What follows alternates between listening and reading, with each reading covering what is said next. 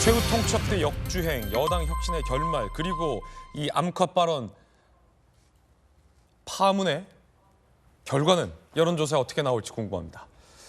대형 미디어홀에서 제가 정당 지지도 여론조사 몇 가지 준비했는데요. 저와 함께 대형 미디어홀로 이동하시죠.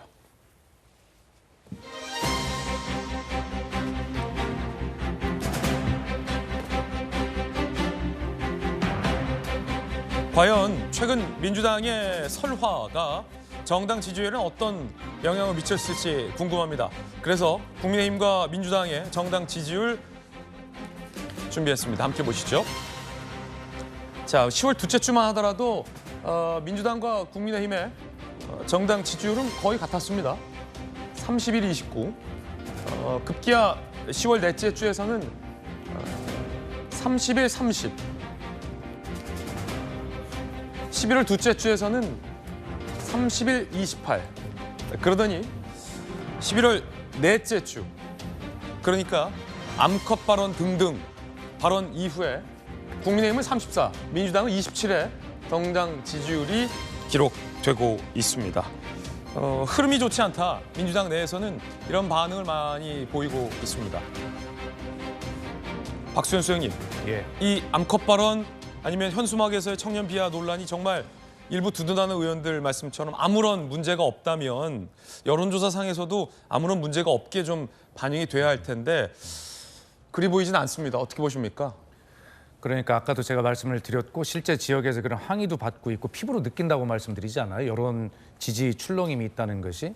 그리고 실제로 뭐 당에서 조사하는 여론조사의 그 내용들을 이렇게 이제 살펴보면 뭐 이것은 당에서 내부적으로 하는 거니까 뭐 공개를 해도 상관이 없겠습니다만 그 어떤 것을 보고 평가를 하느냐라는 질문을 이렇게 보면 첫 번째 정당을 보고 투표하겠다라고 하는 비율은 굉장히 낮아졌어요. 다음에 인물이라고 하는 것이 굉장히 높아졌고요. 근데 놀랍게도 인물과 함께 가장 많은 부분을 차지하고 있는 것이 그 당시의 정치 상황이라고 하는 것이 인물과 함께 굉장히 중요하게 평가되고 있거든요. 이렇게 그 당시의 정치 상황들, 이러한 것들이 있으면 아까도 제가 말씀드렸듯이 국민을 대하는 태도나 자세 이런 것들을 보고 평가를 중요하다고 말씀드렸지만 이런 상황들이 벌어지면 이것을 국민들이 굉장히 그때그때 지지에 반영을 하고 있다는 것입니다. 예. 지금 이 지지는 정당의 지지율 차이는 바로 그러한 최근의 그런 상황들이 반영이 된 것이 분명하고 그렇기 때문에 이런 부분들에 대해서 전재수 의원이 얘기했듯이 골목골목을 아무리 돌아다니면 뭐하냐. 그런 어려운 지역이잖아요. 거기서 이런 상황이 나와버리면 본인의 의지나 노력과 관계없이 이런 결과가 나온단 말이에요.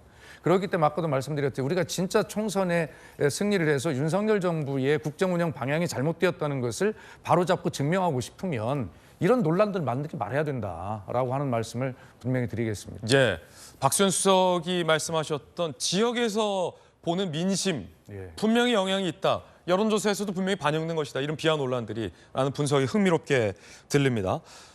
여론조사 보신 김에 몇 가지 흥미로운 여론조사 준비했습니다. 이준석 전 대표가 최근 신당을 만들 것처럼 만들 듯 안 만들 듯 얘기를 하고 있습니다. 이준석 신당 창당 시에 과연 여당 지지자들은 이준석 전 대표의 신당을 얼마나 지지할까가 가장 관건일 것 같습니다. 관련된 여론조사입니다. 이준석 전 대표가 신당을 창당 시 국민의힘 지지층은 지지할 것인가 아닐 것인가.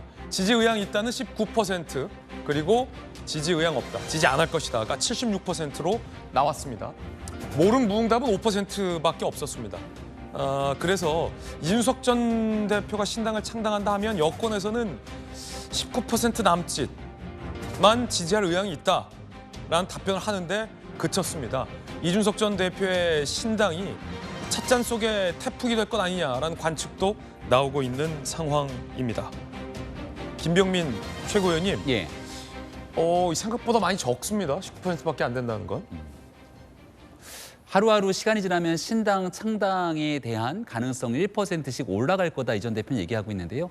하루하루 시간이 지나갈수록 신당에 대한 지지와 기대는 1%씩 떨어져 갈 거라는 게 제 개인적인 생각이고 많은 사람들도 그에 동의하지 않을까 싶습니다. 신당이라는 건 첫 번째 뭘 할 건지에 대한 기대감들과 비전이 있어야 되는데 이준석 전 대표는 영남을 기반으로 해서 영남의 개혁을 얘기했는데 어제 그제 얘기하는 거 보니까 갑자기 노원에서 당원들과 식사를 했다. 노원 병에 다시 출마할 수도 난 있다라는. 노원의 지역에서 그래요? 식사를 했다.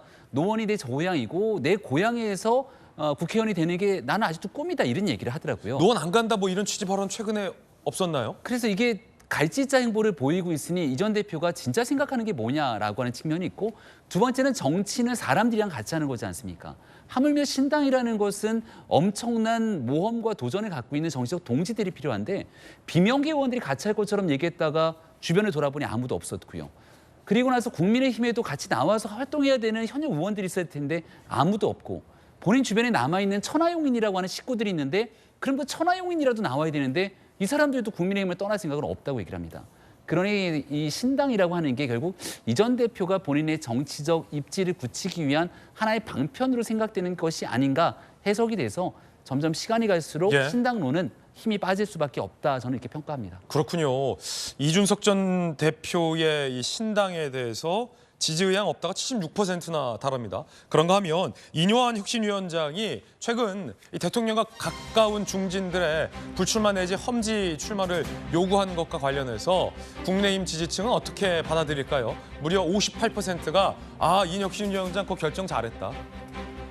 잘했다. 과반이 넘는 58%가 잘했다. 라고 응답을 했습니다.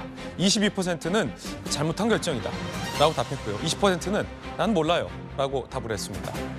58% 과반이 넘는 지지를 당원들로부터 지금 받고 있는 셈입니다. 특히나 험지 출마해라 당대표인 김기현 대표도 포함될 것이고 부산의 장제원 의원도 포함이 될 겁니다. 이 여론조사는 특히나 이 장제원 의원이 버스를 막 동원한 이후에 실시된 여론조사이고 김기현 대표가 이렇다 할 불출마 내지 험지 출마의 입장을 밝히지 않고 있는 상황에서 실시된 여론조사일 텐데요. 이 여론조사를 김기현 대표와 장제원 의원이 어떻게 볼까요? 김채건님. 네, 원희룡 장관이 얼마 전에 어떤 결정이든 당이 내리는 결정이라면 본인은 험지도 출마할 수 있다는 입장에 피력하지 않았습니까? 거기에 많은 사람들이 박수를 보냈습니다. 그러니까 국민들께서 국민의힘이 변화하고 혁신하려면 어떻게 해야 되는지를 누구보다 잘 알고 계시거든요. 이뇨한 위원장이 얘기했던 지도부 중에 이른바 험지에서 열심히 뛰고 있는 지도부의 일인으로서 이뇨한 위원장의 저 같은 발언들이 저 개인적으로도 매우 고맙습니다. 네. 그리고 그런 식의 헌신과 희생을 바탕으로 당이 변하겠다는 의지를 보이고 있을 때 총선에서 승리할 수 있거든요. 아직까지는 정기국회 한복판에 있기 때문에 조금 시간이 필요한 때로 보입니다만 이제 정기국회 거의 매듭이 지어지는 12월로 넘어가게 되는 순간 원희룡 장관처럼 누군가가 나를 희생하면서 당을 위해 내가 모든 역할을 다하겠다는 사람들 반드시 나올 거라고 저는 생각합니다. 예. 당내에서는 하지만 반대로 이뇨한 혁신위원장이 이렇게 강하게 하고 있는데 따라주는 중진들이 아무도 없다. 라며 혁신위가 이러다가 아무런 결과 없이 끝나는 것 아니냐라는 혁신위 무용론을 우려하는 목소리도 제기되고 있습니다. 방향은 좋은데 당원들로부터 지지도 받고 있는데 따라 나오는 중진들의 희생이 없다라는 건데요. 한 조간신문은 김기현 대표를 콕 집어 김기현의 역주행이다라는 비판을 오늘 쓰기도 합니다. 관련된 내용은 잠시 후에 전해드리겠습니다. 이 당원들뿐 아니라 김태흠 충남지사도 중진들의 불출마 내지 험지 출마에 힘을 실었는데요. 들어보시죠. 이 혁신이라는 말이 무슨 말이에요? 살 껍질을 벗기는 그런 고통을 감내하고 새롭게 바꾸자 하는 게 혁신이라는 단어의 뜻이잖아요. 그 특히 중진들, 윤핵관이라고 일컬어지는 분들 험지로 나가든 아니면은 불출마를 하든 용퇴를 하든 당을 위해서 희생과 헌신의 그런 필요성이 있다 하신 말씀은 당연한 말씀입니다. 지사님 같은 분이 많이 계시면 제 일이 좀 쉬울 텐데. 추진력이 있으니까 밀고 나갔어요 그냥. 네. 당대표가 이제 꼬마대장 노릇하는 그런 형태에서의 깊은 그런 의사결정이 나오겠냐고요. 김태흠 충남지사도 김기현 대표를 비판한 발언도 나왔군요. 당대표가 꼬마대장 같은 역할에서는 큰 혁신이 나올 수 없다라는 취지의 비판 발언이었습니다. 그런가 하면 이뇨한 혁신위원장은 원희룡, 한동훈 두 장관을 거론했습니다. 들어보시죠. 한동훈 장관님도 험지 출마하셔야 된다고 보시는데요. 원희룡 장관이나 우리 한 장관님께서는 그 스스로 좋은 결단을 내려주시기 바랍니다. 이렇게 움직이는 자체가 저희 혁신한테는 큰 도움이 됩니다. 앞서 언급했던 것처럼 김기현 대표를 포함한 당의 중진들이 이 혁신위원장의 혁신 안에 따라주지 않고 있다는 비판의 목소리가 나오고 있습니다. 한 조간신문에서는 이를 역주행이라고 비판했습니다. 여당 지도부의 역주행, 김기현의 역주행이라는 제목도 오늘 조간신문에 나왔는데 김기현 대표가 대구 경북 의원, 경찰 출신인 김석기 의원을 최고위원으로 선출한 겁니다. 당에서는 사실은 이 영남 의원들의 희생에 대해서 요구를 하고 있는데 혁신위에서는 오히려 TK 출신의 김석기 의원을 지도부로 선출을 한 김기현 대표. 거기에 당의 공천관리위원회의 출범을 서둘러 12월에 중순쯤에 출범하겠다라고도 보이고 있어서 혁신위를 조기 종결시키려는 것 아니냐, 김기현 대표가 라는 목소리에 우려의 목소리도 나옵니다. 혁신 요구에 반발한 역주행이다라는 당내 비판 목소리가 오늘 강하게 제기되고 있습니다.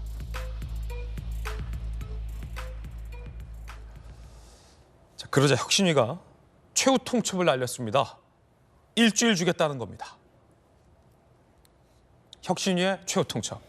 김기현 대표의 역주행과 인요한 혁신위의 최후 통첩. 이거 뭐 하나 결단이 나야 멈추겠다라는 양측의 의지인데 인요한 혁신위원장. 당에서 돌아오는 표현들이 성의가 없다. 당의 이 같은 반응은 아주 좋지 않게 생각한다. 라며 일주일 주겠다. 최후 통첩을 날렸습니다. 그런가 하면 혁신위원 3명도 사의를 표명했습니다. 김기현 체제 유지 위한 시간 끌기 요령이라는 얘기를 들었다. 라며 박소연 혁신위원 등이 사의를 표명한 상황입니다. 김영주 의원님. 네. 인요한 혁신위원장 쪽에서 나오는 얘기를 들어보면 말 진짜 안 듣는다. 뭐 이런 얘기가 나와요. 말 좀 들어라. 우선 뭐 김기현 대표 스스로가 가장 큰 지금 암초가 되고 있죠. 혁신위에 본인 출마를 울산에서 하겠다. 꼬집어서 하겠다까지는 아니지만 애둘러서 그런 표현을 했고 네. 험지 출마를 본인부터 하든지 아니면 불출마를 해야 대표부터 그런 작정을 해야 장재원 의원이든 권승돈 의원이든 따라하고 또 그런 필요가 있습니다. 방금 우리가 여론조사 봤습니다마는 당이 걱정하는 여론조사가 그대로 반영된 것 같아요.